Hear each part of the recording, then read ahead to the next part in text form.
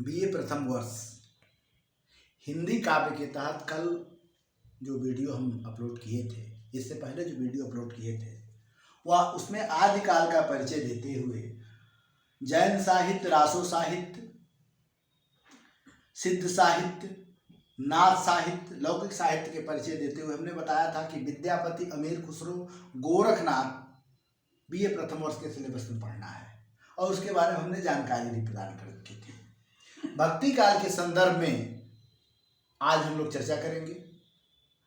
रामचंद्र शुक्ल ने भक्ति काल को अध्ययन की सुविधा की दृष्टि से दो भागों में बांटा था। याद रखिएगा, रामचंद्र शुक्ल भक्ति काल को सबसे पहले दो भागों में बांटे थे। पहले का नाम था निर्गुण और दूसरे का नाम था सगुण। दो भेद किए थे, एक निर्गुण एक सगुण। निर्गुण के भी दो भेद हुए थे बाद में जाकर। एक का नाम था ज्ञानाशयी, एक का नाम था ज्ञानाशयी, दूसरे का नाम था प्रेमाशयी। प्रेमाशयी। सगुण में भी दो भेद हुए थे। सगुण में दो भेद हुए थे, एक का नाम था रामाश्रयी और दूसरे का नाम है कृष्णाश्रयी। कृष्णाश्रयी। यह ध्यान रखिएगा, इसी को राम शाखा कहा जाता है, इसी को कृष्ण शाखा कहा जाता है।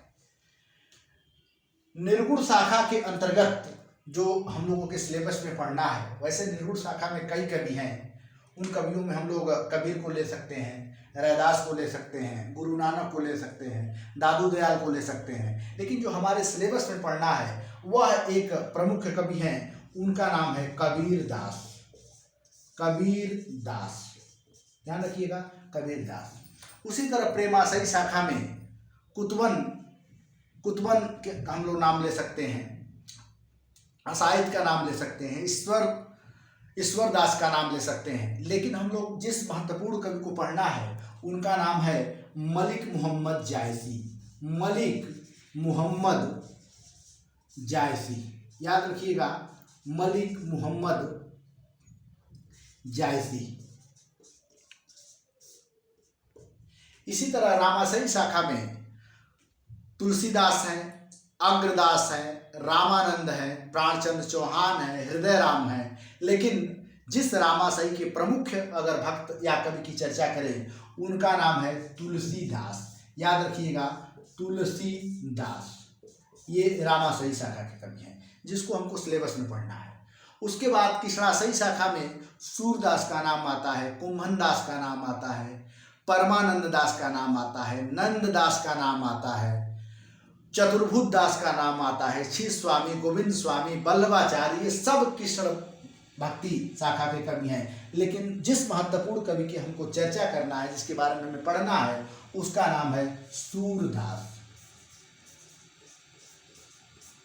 अगर हम लोग भक्ति की उदय की बात करें तो भक्ति का जो समय था वह 1375 से लेकर 1700 संवत था।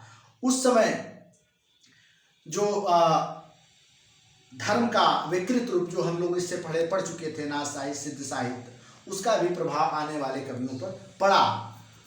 इसमें सबसे पहले हम लोग कबीर दास के बारे में जानकारी प्राप्त करेंगे।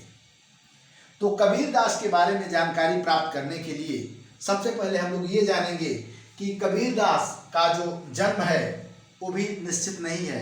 लेकिन यह जान लीजिए कि कबीर का जन्म काशी में हुआ था। कबीर का जो जन्म हुआ था, याद रखिएगा, कबीर का जन्म काशी में हुआ था और जो मृत्यु हुआ था, जो इनकी मृत्यु हुई थी मगहर में। यह संत कबीर नगर जिला में है। उसी तरह इनके जैसे अगर गुरु का नाम कबीरदास को हम लोग जाने तो गुरु रामानंद इनके गुरु थे। गुरु थे रामानंद, गुरु का नाम था रामानंद। अगर माता पिता का नाम हम लोग अगर जानना चाहें तो माता और पिता, इनके माता पिता का नाम था नीरू और नीमा। नीरू और नीमा, याद रखिएगा। और इनके पत्नी का नाम था इनके पत्नी का नाम था लोई, और इनके पुत्र और पुत्री का नाम था, पुत्र और पुत्री, एक पुत्र और पुत्री कमाल और कमाली।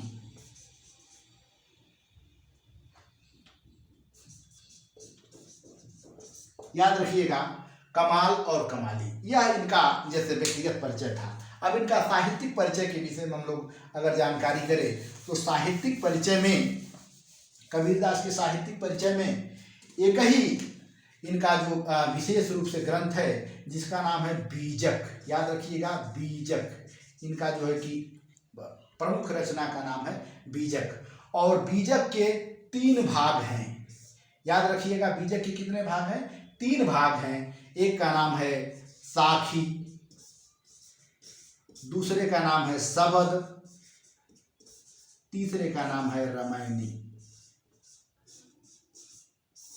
याद रखिएगा, साखी, सबद, रामायणी 3 ही है। तो इन तीनों में सबसे जो महत्वपूर्ण बात हमें जानने की जरूरी है, वह जानने की जरूरी है जो रामायणी है वह रामायण की रचना नहीं कर सकते, रामायण की पद्धति पर आधारित है।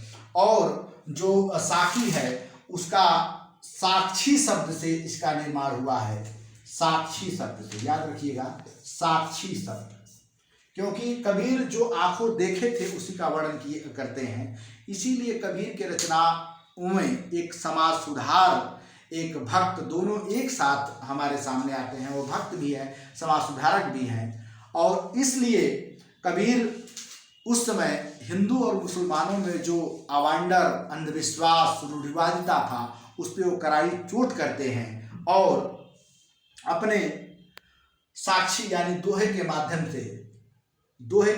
से उनमें करारा व्यंग करते हैं, पदावली के माध्यम से व्यंग करते हैं। अब इनके अगर हम भाषा की बात करें, कबीर की भाषा की बात करें तो याद रखिएगा कि कबीर पढ़े लिखे नहीं थे। कबीर क्या थे? पढ़े लिखे नहीं थे।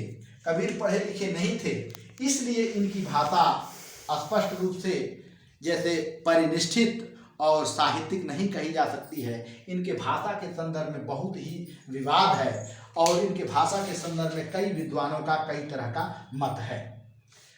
सबसे पहले अगर भाषा की बात करें, कबीर की अगर भाषा की बात करें, इनकी भाषा कैसी थी? याद रखिएगा, इनकी भाषा के संदर्भ में बात करें तो सबसे पहले रामचंद्र शुक्ल का नाम आएगा। रामचंद्र जो शुक्ल हैं, इनकी भाषा को सधुक्कड़ी भाषा कहा है। रामचंद्र शुक्ल क्या कहा है? सधुक्कड़ी भाषा। याद रखिएगा, सधुक्कड़ी भाषा किसने कहा है? तो रामचंद्र शुक्ल ने कहा है। उसके बाद हजारी प्रसाद द्विवेदी का नाम आएगा। हजारी प्रसाद द्विवेदी ने इनके भाषा को वाणी का डिक्टेटर कहा है। जो वाणी का डिक्टेटर यानी जिस भाषा को जिस तरह चाहे उन्होंने अपने तरफ मुड़वा लिया, इसीलिए हजारी प्रसाद द्विवेदी ने वाणी का डिक्टेटर कहा है। तीसरे नंबर पे अगर हम लोग बात करें तो श्याम सुंदर दास का नाम आएगा। श्याम सुंदर दास इनके भाषा को पंचमेल खिचड़ी कहा है। कम से कम इतना लोगों को अगर याद रखते हैं तब भी बहुत जरूरी और आपको ज्ञान प्राप्त होगा। उसके बाद हम लोग मलिक मोहम्मद जायसी के विषय में आते हैं।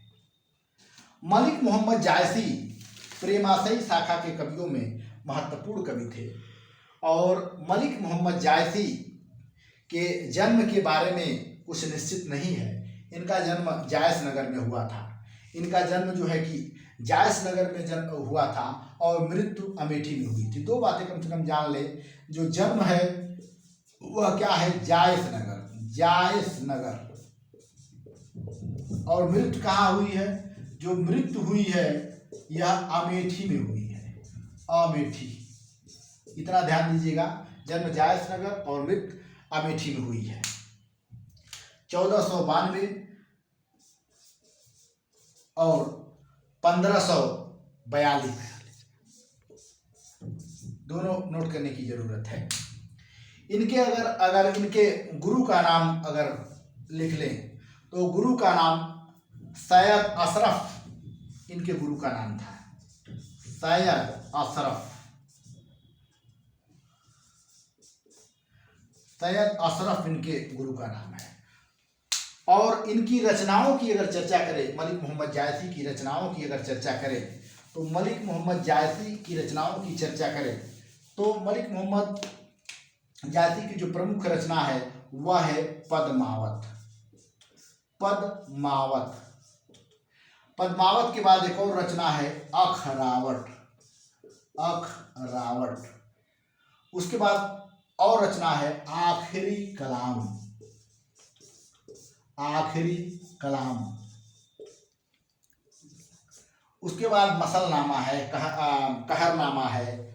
लेकिन कम से कम इतनी 3 रचनाओं के बारे में हमको जानना चाहिए। और पद्मावत के बारे में ये भी ध्यान रखने की ज़रूरत है कि जो पद्मावत इनकी रचना सबसे प्रसिद्ध रचना है और इनकी जो रचनाएं पद्मावत लिखी गई थी ये 1540 में लिखी गई थी। शेरशाह सूरी का समय था। उस समय जो भारत के दिल्ली के राजगद्दी पर बैठा था वह शेरशाह सूरी था और पद्मावत उसी के समय रचना रची गई थी। यह एक प्रतीकात्मक रचना थी और जिसमें राजा रत्नसेन की कहानी, राजा रत्नसेन, पद्मावती, नागमती, हीरामन तोता, राघव चेतन और अलाउद्दीन खिलजी, इतने लोग मिलकर इस कहानी का निर्माण करते हैं। पद्मावत की सबसे बड़ी विशेषता ये है कि पद्मावत में नक्सिक वर्णन का जैसे चर्चा किया गया है पद्मावत में। और नक्सिक वर्णन का मतलब होता है कि पैरों के नख से लेकर सिख तक की सुंदरता का वर्णन जैसे होता है। और इसमें नागमती वियोग वर्णन की चर्चा बहुत अच्छे ढंग से की गई है। इसलिए पद्मावत अपने समय का बहुत ही महत्वपूर्ण और बहुत अच्छा जैसे उस समय की रचना थी। ये मलिक मोहम्मद जायसी पद्मावत की वजह से ही ये काफ़ी प्रसिद्ध हुए। ये भी ध्यान रखने की जरूरत है कि पद्मावत एक प्रतीकात्मक रचना के रूप में है, क्योंकि इसमें जो पद्मावती है और जो राजा रत्नसेन है, जो हीरामन तोता है, अलाउद्दीन खिलजी है, सब किसी न किसी प्रतीक के माध्यम से अपनी कहानी कहते हैं। और इसके बाद हम लोग तुलसीदास में आते हैं। तो तुलसीदास, रामाशयी शाखा के महत्वपूर्ण कवियों में तुलसीदास का नाम आता है। रामाशयी शाखा के महत्वपूर्ण कवियों में तुलसीदास का नाम आता है। और यह ध्यान रखिएगा कि इनके माता पिता जो थे आत्माराम दुबे इनके पिता का नाम था। और इनके जो माता थी उनका नाम था हुलसी देवी इनके जो है कि माता थी। माता जन्म के समय ही मर गई, इसलिए आत्माराम दुबे ने इनका त्याग कर दिया। फिर एक जो है कि मुनिया नामक दासी थी, उनका लालन पोषण की। बाद में इनका जो विवाह था वह रत्नावली से हुआ।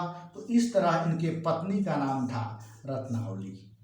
याद रखिएगा, इनकी पत्नी का नाम है रत्नावली, ठीक है। और रत्नावली से ही मिलने के लिए एक बार जब वह रात में बरसात के समय चले गए और पद्मावती ने व्यंग कर दिया कि धिक आए तुम हो अनाहूत,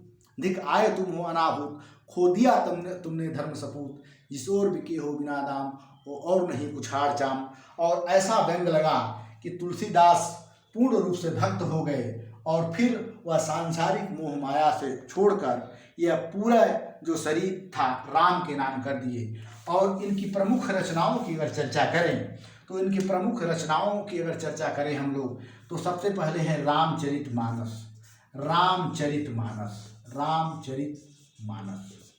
सबसे पहले अगर रचना की चर्चा करें तो रामचरितमानस इनकी सबसे महत्वपूर्ण रचना है। दूसरी अगर रचना की चर्चा हम लोग करें, दूसरी रचना की चर्चा करें हैं तो वह है विनय पत्रिका।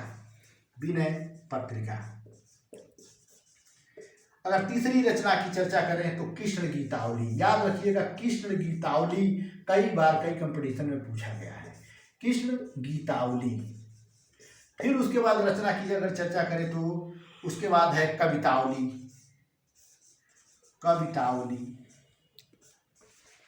उसके बाद है रामाज्ञा प्रश्नावली, रामाज्ञा प्रश्नावली, याद रखिएगा, रामाज्ञा प्रश्नावली।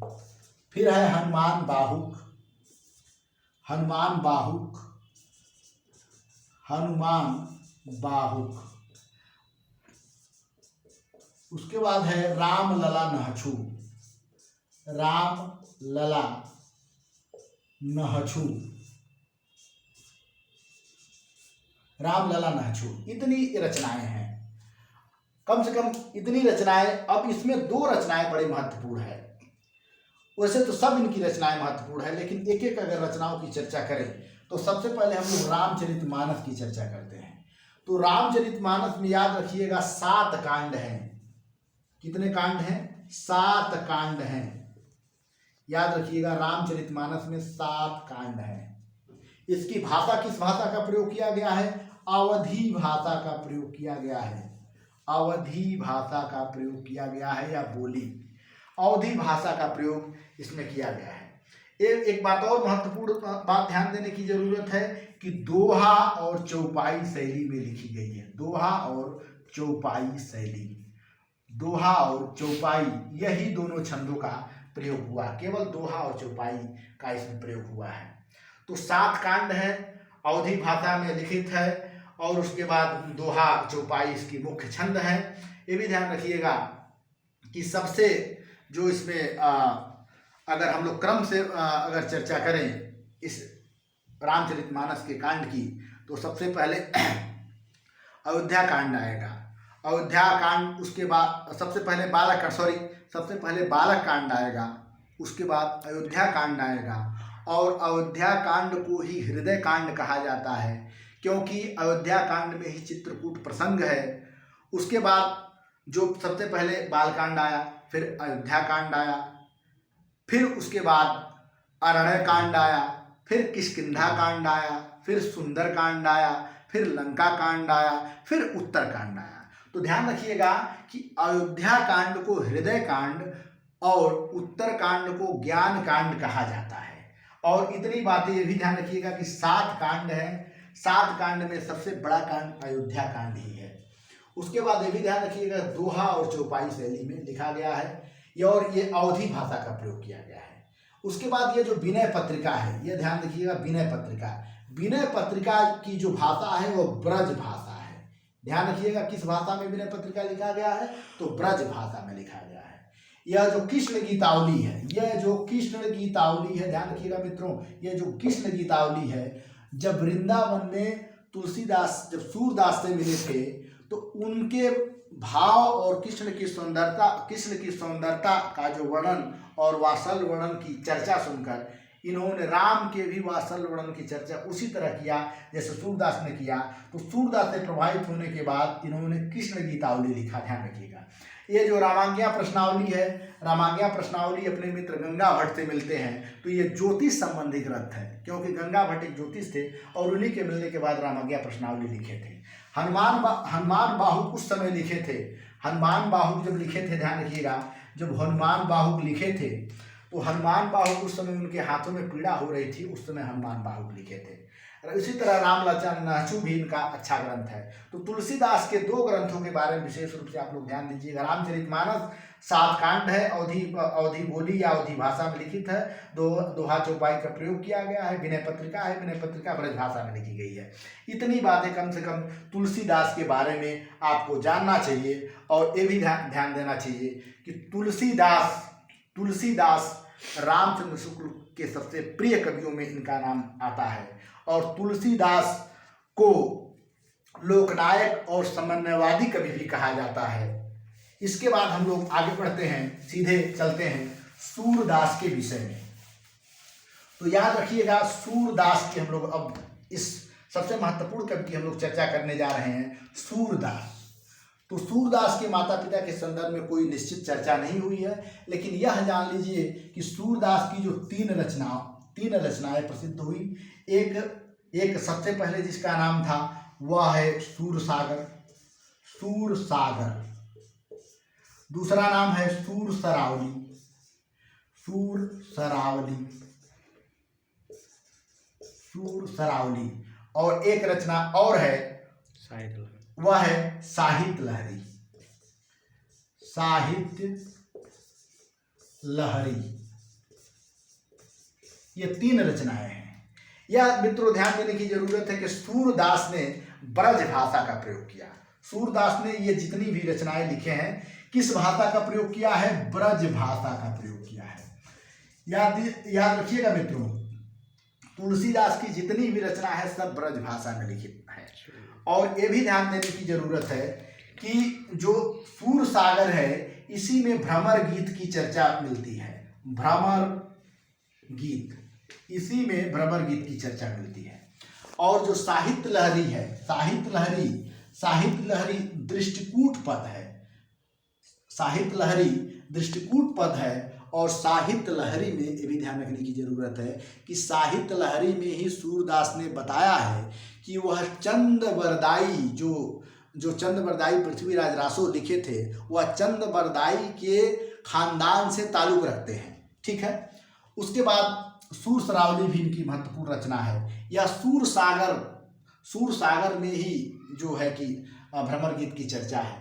ये भी थोड़ा सा ध्यान रखने की जरूरत है। अगर हम लोग गुरु की चर्चा करें, कृष्ण साहित्य के बारे में थोड़ा सा और अगर जानकारी प्राप्त करने की अगर हम कोशिश करें तो एक बात जान लीजिएगा कि अगर कृष्ण साहित्य की चर्चा करें तो सबसे पहले वल्लभाचार्य का नाम आएगा। वल्लभाचार्य, याद रखिएगा, वल्लभाचार्य। और यही वल्लभाचार्य इनके गुरु थे। ये वल्लभाचार्य इनके गुरु थे। सूरदास के गुरु का क्या नाम था? सूरदास के गुरु का नाम था वल्लभाचार्य। याद रखिएगा, सूरदास के जो गुरु थे उनका नाम था वल्लभाचार्य। वल्लभाचार्य के लड़के का नाम था विट्ठलनाथ। याद रखिएगा, विट्ठलनाथ।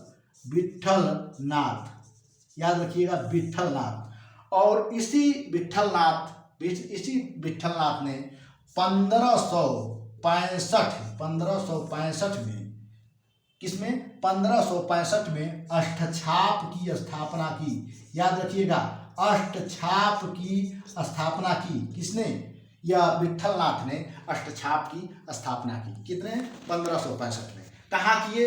ये इनके एक शिष्य थे, वल्लभाचार्य के एक शिष्य थे, उनका नाम था पूरनलाल खत्री। क्या नाम था? पूरनलाल खत्री।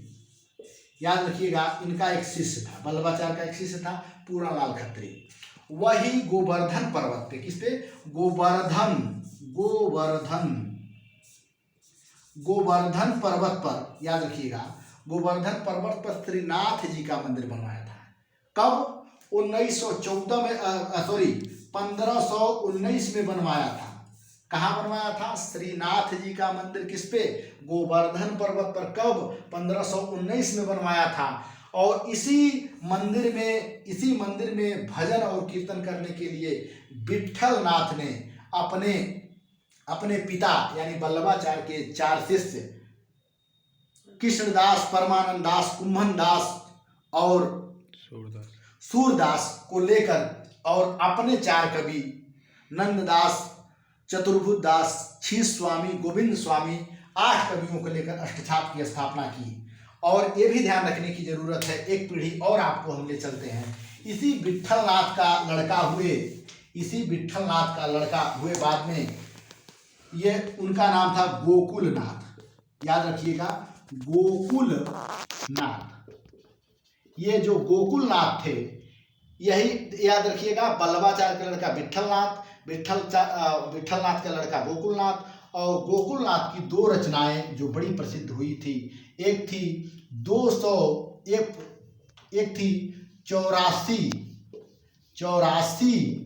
ठीक है, 84 वैष्णोवन की वार्ता। क्या थी? 84 वैष्णोवन की वार्ता। एक रचना थी 84 वैष्णोवन की वार्ता और दूसरी रचना थी 252 वैष्णोवन की वार्ता। 252 वैष्णोवन की वार्ता। और 84 बेसड़ोवन की वार्ता में, याद रखिएगा, 84 बेसड़ोवन की वार्ता में वल्लभाचार्य के शिष्यों का, और 252 बेसड़ोवन की वार्ता में, पूरा नहीं लिख पाए हैं, 252 बेसड़ोवन की वार्ता में विट्ठल नाथ के शिष्यों को गोकुलनाथ ने यह अपने ग्रंथ में इन कवियों और इनके शिष्यों के बारे में चर्चा किए हैं। तो यह बहुत संक्षिप्त में इन 4 कवियों के बारे में आज आप लोग जाने। एक थे कबीरदास, दूसरे मलिक मोहम्मद, जायसी, तुलसीदास, सूरदास। विस्तृत के लिए फिर हम कभी बाद में चर्चा करेंगे। आज की क्लास यहीं पे समाप्त होती है।